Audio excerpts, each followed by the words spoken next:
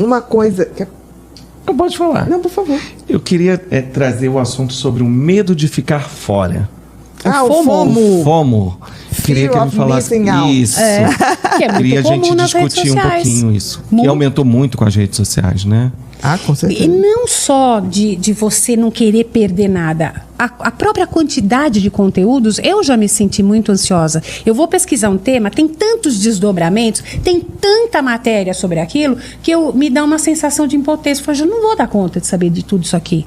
E você está sabendo de 10 coisas, já tem mais 1000 na fila que foi descoberto. Exatamente. Então isso vai gerando uma ansiedade pelo excesso, né? Você vai se desconcentrando. Essa sensação de que você está sempre em dívida.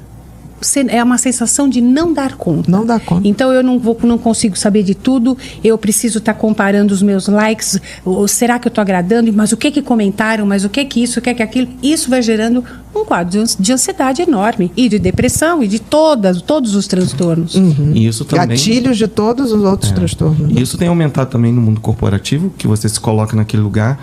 O meu amigo ali de trabalho, ele faz 3, 4, 5 reuniões por dia e abre não sei quantos portais de coisas novas, e aí eu começo a gerar uma insegurança em mim, que eu tenho que acompanhar ele, que se eu não acompanhar eu vou perder.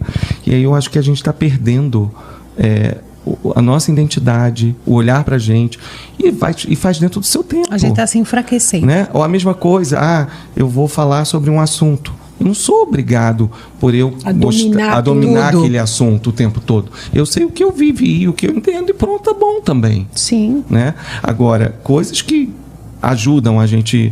Porque isso está aumentando muito. E aumenta o quê? A ansiedade.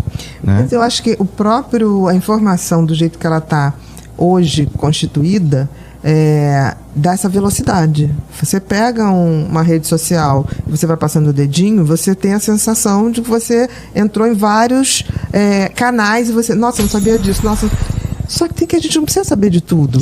Então, mas eu sempre digo que tem uma coisa chamada bom senso. Sim. Você me fala uma coisa, Anaí, eu vou dizer, não ouvi, mas o que é? Quando você me fala uma coisa, o meu cérebro já tem um condicionamento, tipo assim, isso não faz sentido. Ou faz sentido. Eu uso sempre o bom senso para não cair em modinha.